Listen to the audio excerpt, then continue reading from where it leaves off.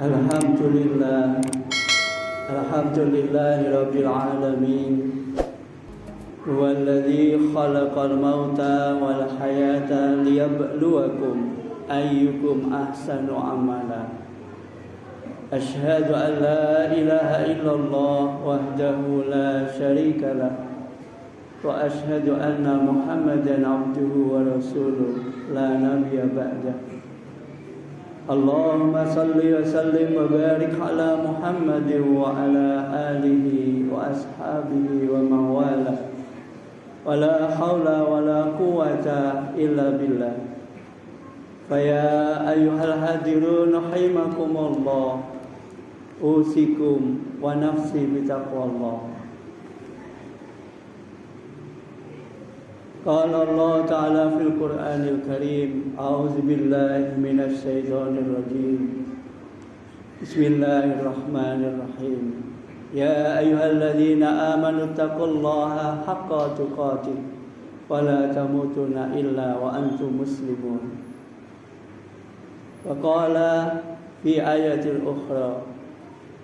Zuribat alaihimuz zillah aynama suqifu ila bihablim minallah wa hablim minan nas wa ba'u bighadabin minallahi wa zuribat alaihimul maskanah dzalika bi annahum kanu yakfuruna bi ayatillah wa yaqtuluna al-anbiya'a bighairil haqq dzalika bima asaw wa kanu ya'tadun. Shadaqallahul azim. Hadirin jamaah salat Jum'ah yang berbahagia rahimakumullah. Berjuta nikmat dan karunia yang Allah berikan kepada kita sudah sepantasnya kita syukuri dengan mengupayakan seluruh apa yang kita lakukan dalam kehidupan kita ini untuk mentaati apa yang menjadi perintah Allah dan menjauhi apa yang menjadi larangannya. Insya Allah jika upaya dalam kehidupan kita senantiasa di dalam rangka ketaatan kita kepada Allah, maka bolehlah kita berharap bahwa kehidupan kita akan mendapatkan kesejahteraan, kebahagiaan di dunia, insya Allah sampai di akhirat. Hadirin yang berbahagia rahimakumullah. Pada kesempatan yang berbahagia ini saya ingin menyampaikan sebuah surat dalam surat Ali Imran ayat yang ke-112. Latar belakang dari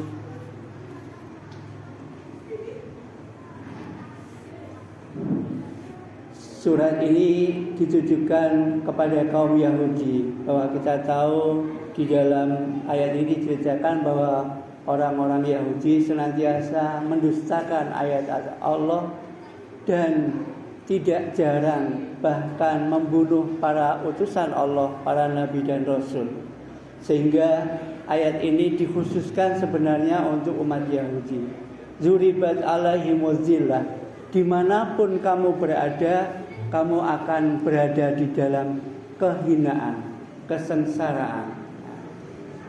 Zuribat alaihimuz zillah aynama suqifu illa bihablim minallah wa hablim minan nas. Kecuali engkau dapat menjaga tali agama Allah dan menjaga tali perjanjian di antara manusia. Hadirin yang berbahagia, inti dari ayat ini memang kita tahu ketika umat Yahudi senantiasa mendustakan ayat-ayat Allah dan tidak jarang bahkan membunuh para utusan Allah, maka dimanapun mereka berada senantiasa diliputi oleh kehinaan. Tetapi dari ayat ini kita juga bisa mengambil pelajaran. Tidak hanya ditujukan kepada orang-orang Yahudi. Sebenarnya dimanapun kita berada akan senantiasa berada dalam kehinaan, kesengsaraan, jika kita tidak bisa menjaga baik hubungan kita kepada Allah dan menjaga hubungan baik kita kepada sesama manusia yang sering kita kenal dengan hablum minallah dan hablum minannas. Hadirin yang berbahagia, berhubungan dengan Allah sebenarnya sangat sederhana karena karunia Allah yang luar biasa, karena Allah yang maha pengasih, maha penyayang, maha pengampun, maha mengetahui, bahkan menguasai setiap detak jantung kita. Sehingga berhubungan dengan Allah itu sangatlah mudah. Cukuplah kita tidak mensekutukannya Allah. Inilah konsep hubungan kita dengan Allah, cukup sederhana. Sehingga Rasulullah berani menjamin, siapa yang mengatakan la ilaha illallah dakhalal jannah. Miftahul jannah la ilaha illallah. Kunci surga itu adalah la ilaha illallah. Meskipun dia bermaksiat, meskipun dia berzina, tapi kalau akidahnya tidak pernah mensekutukan Allah, insya Allah hubungan dengan Allah ini kita akan selamat. Seberapapun banyaknya dosa kita, insya Allah Allah mengampunkannya. Innallaha ayyaghfiru dzunuba.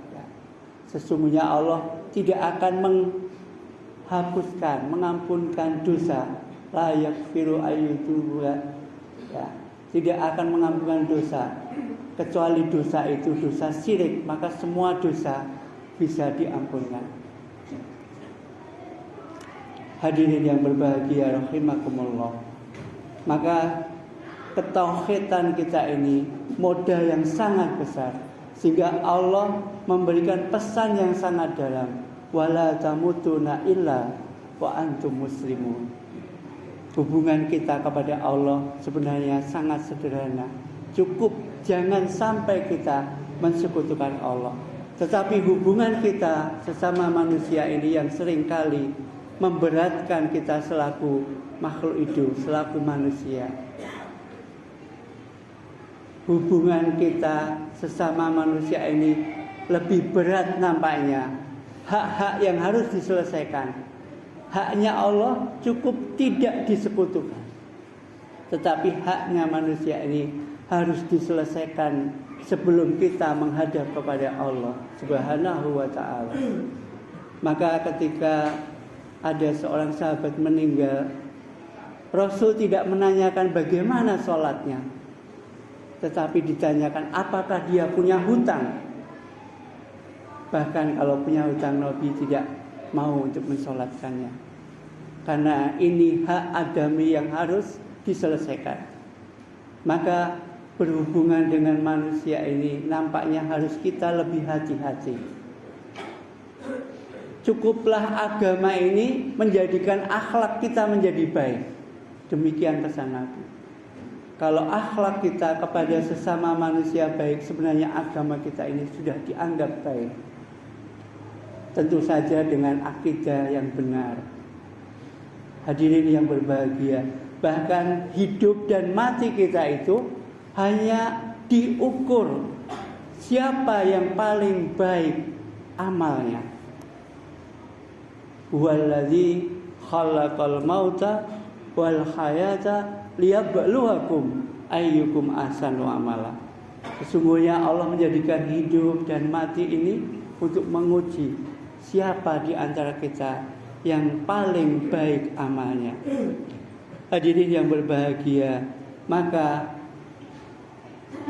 berbuat baik kepada sesama manusia ini menjadi hak di antara kita, supaya hubungan baik kita kepada sesama ini lunas sampai nanti di akhirat. Jangan sampai meninggalkan hak adami ketika kita menghadap kepada Allah Subhanahu wa ta'ala, karena beratnya hak adami. Sehingga kalau di masyarakat Jawa, ketika ada orang yang meninggal, yang ditanyakan bukan apakah dia sholat atau tidak, tetapi ditanyakan, bapak-bapak, apakah jenazah ini baik?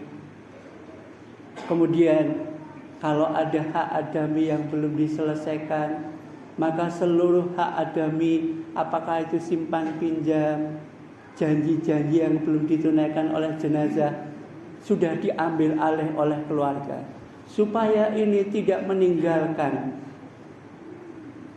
hak adami kita ketika kita menghadap Allah. Karena hutang, janji, kalau tidak dilunasi di dunia, itu akan sampai nanti di akhirat. Yang kita kadang tidak perhatikan di masa yang sekarang ini, betapa mudahnya orang mengucapkan janji, membuat hutang, apalagi dengan ada pinjaman online. Maka ini bisa menjadikan hak adami kita ini terpotong sangat jauh.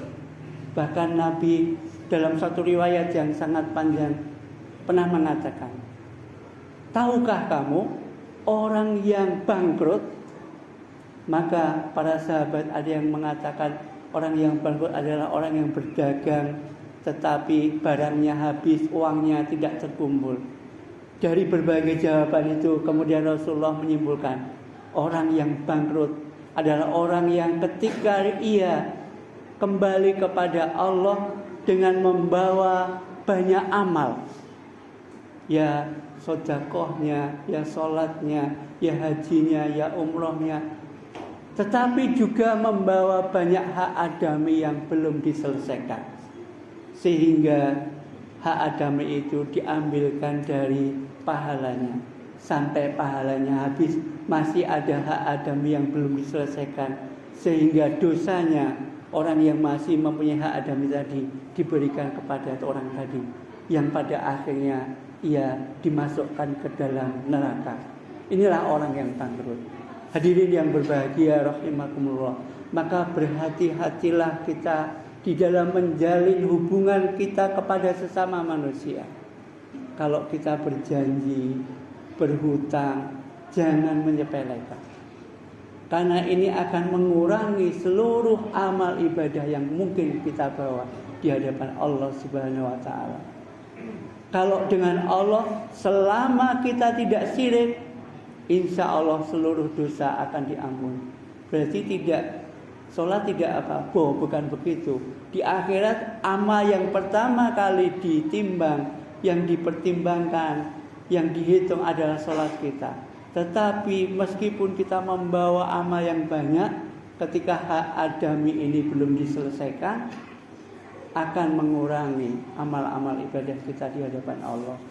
Hadirin yang berbahagia, maka berbuat baik ini menjadi kewajiban kita. Orang Jawa mengatakan, jangan ojo leren dadi wong apik.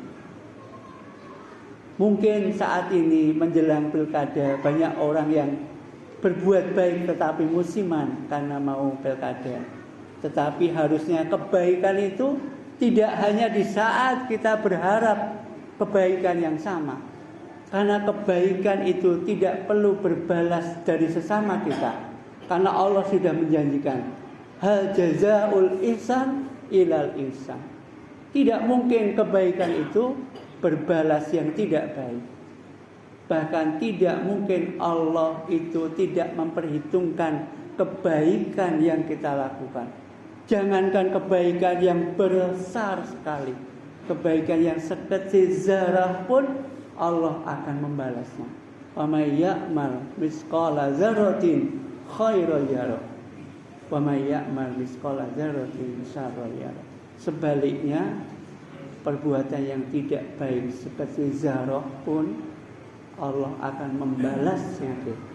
Hadirin yang berbahagia, maka ketika kita sudah tidak bisa berbuat baik misalkan, maka minimal jangan merugikan orang lain. Kalau toh kita tidak bisa berbuat baik, jangan sampai kita merugikan orang lain. Atau jangan sampai kita berburuk sangka kepada orang lain. Tidak berburuk sangka itu sudah amal yang baik. Maka kalau kita melihat sesuatu masalah, kita lihat dari sisi buruknya, pasti semuanya akan menjadi buruk. Tapi kalau kita melihat dari sisi baiknya, pasti semuanya akan menjadi baik. Jangankan keburukan, kebaikan pun ada saja orang yang memandang dari sisi yang buruk. hadirin yang berbahagia, ada orang yang hidupnya sederhana, sebenarnya dia kaya. Orang yang senang akan mengatakan, wah dia tawaduk sekali. Tetapi orang yang tidak senang akan memandang dia begitu pelit, tidak pernah menikmati kekayaannya. Hidupnya kaya tapi tidak dinikmati. Maka jangan menghiraukan apa kata orang. Yang paling penting pertama, jangan berprasangka buruk. Yang kedua, kalau tidak bisa berbuat baik, maka jangan merugikan orang lain. Yang ketiga tingkatannya, mari kita senantiasa berlomba-lomba dalam kebaikan. Fastabiqul khairat. Kalau ada dua orang muslim yang bertemu, siapa yang terbaik? Maka yang terbaik yang mendahulukan salam. Kalau ada dua orang yang berselisih, siapa yang terbaik? Maka orang yang lebih dahulu meminta maaf. Senantiasa berlomba-lomba dalam kebaikan. Fastabiqul khairat. Syukur-syukur kalau kita bisa mencapai umat yang terbaik. Kuntum khaira ummah ukhrijat linas ta'muruna bil ma'ruf wa tanhauna 'anil munkar wa tu'minuna billah.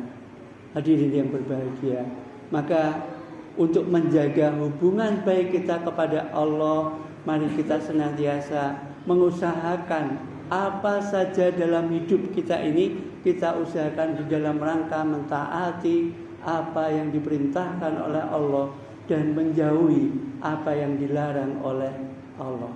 Tetapi untuk menjaga hubungan baik kita sesama manusia, yang pertama, minimal tidak merugikan orang lain, atau jangan berprasangka buruk kepada orang lain.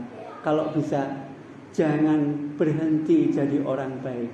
Kalau bisa, ditingkatkan menjadi berlomba-lomba dalam kebaikan. Syukur kita bisa mencapai umat yang terbaik. Kalau kita tidak bisa menjaga dua hubungan ini, Allah mengatakan zuribat alaihimul dzillah ainama suqifu. Kamu akan senantiasa berada di dalam kehinaan, kesengsaraan jika kamu tidak bisa menjaga hubungan baik. Illa bihabli minallah wa habli minannas. Semoga hidup kita senantiasa kita bisa menjaga hubungan baik kita kepada Allah dan menjaga baik hubungan kita kepada sesama manusia sampai nanti Allah memanggil kita dalam husnul khatimah. Barakallahu li wa lakum fil Qur'anil azim wa nafa'ani wa iyyakum bima fihi minal ayati wa zikril hakim. Wa taqabbala minni wa minkum tilawatahu fastaghfiruhu innahu huwal ghafurur rahim.